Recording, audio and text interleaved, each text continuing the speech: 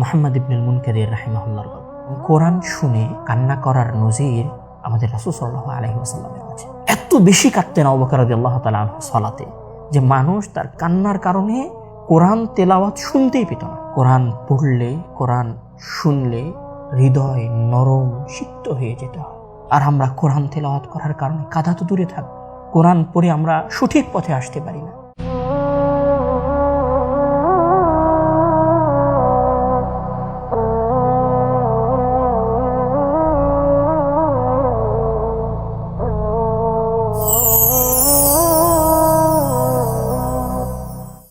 আসসালামু আলাইকুম ওয়া রাহমাতুল্লাহি ওয়া বারাকাতুহু। ইন্নাল হামদুলিল্লাহি ওয়াহদাহু ওয়া সলাতু ওয়াসসালামু আলা মান লা নাবিয়্যা বা'দা, আম্মা বা'দ।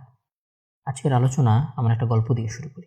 কোরআন পড়ে কান্না করার গল্প। মুহাম্মদ ইবনুল মুনকাদির রাহিমাহুল্লাহর গল্প। উনি একজন বিখ্যাত মুহাদ্দিস এবং তাবেঈ, মানে সাহাবীর কাছ থেকে হাদিস শুনেছেন। উনি একদিন অনেক বেশি কান্না করছেন।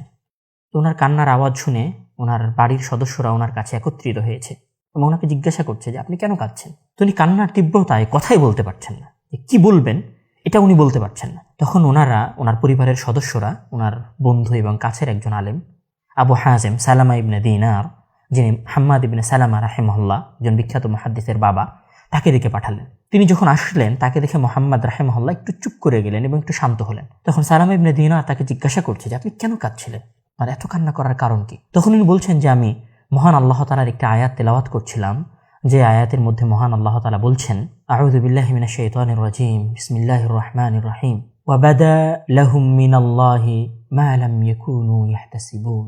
কিয়ামতের দিন আল্লাহ তাআলার পক্ষ থেকে এমন ভয়ঙ্কর কিছু প্রকাশ পাবে, আল্লাহ তাআলা বান্দার এমন কিছু প্রকাশ করে দিবেন ওই কিয়ামতের দিনে যেটা বান্দা ধারণাও করে নাই, কল্পনাও করে নাই। মানে এমন গোপন পাপ মহান আল্লাহ তাআলা বান্দার তুলে নিয়ে আসবেন, যেটা বান্দা মনে করেছে যে আমি লুকিয়ে লুকিয়ে করেছি, কিন্তু আমার প্রতিপালক দেখে নাই। সেই আয়াত পড়ে আমি কান্না করছিলাম। ওই আয়াত শুনে সালামা ইবনে দিনার রাহিমাহুল্লাহ, যিনি চুপ করানোর জন্য এসেছিলেন, উনিও কান্নায় ভেঙে পড়লেন এবং তার সাথে সাথে মুহাম্মদ রাহিমাহুল্লাহ আবার পুনরায় কান্নায় ভেঙে পড়লেন। কোরআন তেলাওয়াত করে এবং কোরআন শুনে কান্না করার নজির আমাদের রাসূল সাল্লাল্লাহু আলাইহি ওয়াসাল্লামের আছে। বুখারী এবং মুসলিমের একটি হাদিস, যেটাতে আব্দুল্লাহ ইবনে মাসউদ রাদিয়াল্লাহু তাআলা আনহু বর্ণনা করছেন। উনি বলছেন রাসূল সাল্লাল্লাহু আলাইহি ওয়াসাল্লাম আমাকে বললেন, ইকরা আলাইয়াল কোরআন, আমার সামনে কোরআন পড়ো। তা আমি ওনাকে বললাম যে আমি আপনার সামনে কোরআন পড়বো, উনজিলা আলাইক, কোরআন তো আপনার উপর নাজিল করা হয়েছে। তো রাসূল সাল্লাল্লাহু আলাইহি ওয়াসাল্লাম বলছেন যে আমি কোরআন শুনতে ভালোবাসি, তুমি আমার উপরে কোরআন পড়ো। ইবনে মাসউদ রাদিয়াল্লাহু তাআলা আনহু বলছেন যে আমি কোরআন পড়া শুরু করলাম, আমি সূরা ফাতিহা দিয়ে পড়া শুরু করলাম। সূরা ফাতিহা পড়তে পড়তে মহান আল্লাহ তাআলার ওই আয়াতে পৌঁছে গেলাম, যেই আয়াতে মহান আল্লাহ তাআলা বলছেন যে হে মুহাম্মদ, আমি আপনাকে অন্য সকল উম্মতের উপরে সাক্ষী বানিয়ে দিয়েছি। তো এই আয়াত তেলাওয়াত করার পর রাফা'তু রাসি, আমি আমার মাথাটা একটু উঠালাম রাসূল সাল্লাল্লাহু দিকে, আমি রাসূল সাল্লাল্লাহু দিকে তাকালাম। তো আমি দেখছি যে তার চোখ দিয়ে অশ্রু প্রবাহিত হচ্ছে। অর্থাৎ এই আয়াত শুনে যে রাসূল সাল্লাল্লাহু আলাইহি ওয়াসাল্লাম সারা উম্মতের, সকল উম্মতের উপর সাক্ষী দিবেন, এটা তার জন্য সম্মানের, আবার এটা তার জন্য একটা বিশাল জিম্মেদারি এবং দায়িত্বের মতো। তো সেই জায়গা থেকে ওনার চোখ দিয়ে অশ্রু প্রবাহিত হয়েছে। আরেকটি হাদিস আয়েশা রাদিয়াল্লাহু তাআলা আনহা এবং রাসূল সাল্লাল্লাহু আলাইহি ওয়াসাল্লামের মধ্যকার। রাসূল সাল্লাল্লাহু আলাইহি ওয়াসাল্লাম অনেক বেশি অসুস্থ।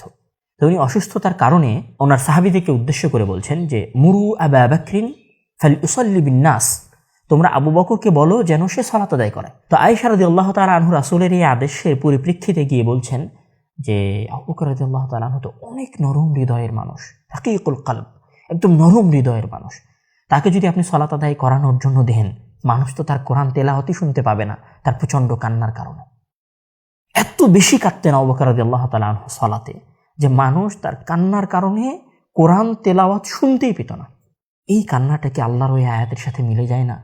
আল্লাহ তাআলা বলছেন, ইযা তুতলা আলাইহিম আয়াতুর রহমান খররু সুজ্জাদান ওয়া বুকিয়া, যখন তাদের সামনে আল্লাহ তাআলার রহমানের আয়াত তেলাওয়াত করা হয়, খররু সুজ্জাদান ওয়া বুকিয়া, তখন তারা কান্নায় লুটিয়ে পড়ে। আল্লাহ তাআলা অন্য আয়াতে বলছেন, আফা বিহাযাল হাদীসি তা'জাবুন, আফা বিহাযাল হাদীসি তা'জাবুন, তোমরা আল্লাহ তাআলার এই ধরনের কথা শুনে আশ্চর্য হচ্ছ, ওয়া তাদহাকুন, এবং তোমরা হাসাহাসি করছো, ওয়া লা তাবকুন, এবং তোমরা তার আয়াত শুনে কান্না করছো না, তোমাদের কান্না আসতেছে না। মানে কোরআন শুনলে, কোরআন পড়লে, কোরআন তেলাওয়াত করা হলে কাঁদতে হয়। কোরআন পড়লে, কোরআন শুনলে হৃদয় নরম সিক্ত হয়ে যেতে হয়, কারণ এই কোরআন আল্লাহ তাআলার বাণী। কেননা এই কোরআনে মহান আল্লাহ তাআলা জাহান্নামের বর্ণনা দিয়েছেন। কেননা এই কোরআনে মহান আল্লাহ তাআলা কিয়ামতের ভয়ঙ্কর থেকে ভয়ঙ্কর বর্ণনা দিয়েছেন। আল্লাহ তাআলা বলছেন যে ফাকুল ইয়ানসিফুহা রাব্বি নাসফা ফায়াদারুহা কাআন সাফসাফা, যে মহান আল্লাহ তাআলা কিয়ামতের দিন এই পাহাড়কে ধুলায় ধূসরিত করে দিবেন। মহান আল্লাহ তাআলা কিয়ামতের দিন তার যে ভয়ঙ্কর দাম্ভিকতা এবং অহংকার প্রদর্শন করবেন সেটা উনি কোরআনের মধ্যে বলেছেন। উনি কোরআনের মধ্যে বলছেন যে ইয়াউমা ইয়াফিরুল মারউ মিন আখিহি ওয়া উম্মিহি ওয়া আবিহি, কিয়ামতের এই ভয়ঙ্কর দৃশ্য দেখে একজন বাবা তার সন্তানকে দেখে পালাবে, একজন সন্তান তার বাবাকে দেখে তার মাকে দেখে পালিয়ে যাবে। এই যে কোরআনের এই ভয়ঙ্কর দৃশ্য, কোরআনের ভেতরের এই ভয়ঙ্কর আয়াতগুলো, এগুলো পড়ে কি আমাদের হৃদয় নরম হয়েছে? কেন নরম হয়? কেন এই আয়াতগুলো তেলাওয়াত করার পরে আমরা কান্না করি? কেন আবু বকর রাদিয়াল্লাহু তাআলা আনহু আয়াত পড়ে কাঁদলেন? কেন মুহাম্মদ ইবনুল মুনকাদির রাহিমাহুল্লাহ কোরআন তেলাওয়াত করে কাঁদলেন? কেন রাসূল সাল্লাল্লাহু আলাইহি ওয়াসাল্লামের চোখ দিয়ে অশ্রু প্রবাহিত হলো? কেন আবু বকর রাদিয়াল্লাহু তাআলা আনহু কোরআন তেলাওয়াত করার সময় কান্নার কারণে মানুষ তার আওয়াজ শুনতে পেত না? আর আমরা কোরআন তেলাওয়াত করার কারণে কাঁদা তো দূরে থাক, কোরআন তেলাওয়াত করার সময় আমাদের হৃদয় ভীত সন্ত্রস্ত হওয়া তো দূরে থাক, আমরা কোরআন পড়ে আল্লাহ তাআলাকে চিনতে পারি না, কোরআন পড়ে আমরা সঠিক পথে আসতে পারি না। নিশ্চয় আমরা কোরআন পড়তে গিয়ে এবং কোরআনের কোথাও আমরা একটা জিনিস মিস করছি। সেটা কি? সেটা হচ্ছে আফালা ইয়াতাদাব্বারুনাল কুরআন, তারা কি কোরআন বুঝে তেলাওয়াত করে না? আম আলা কুলুবিহিম আকফালুহা, নাকি তাদের হৃদয়কে তালাবদ্ধ করা হয়েছে? আমাদের হৃদয় বদ্ধ হয়ে গেছে আর আমরা কোরআন বুঝে তেলাওয়াত করি না।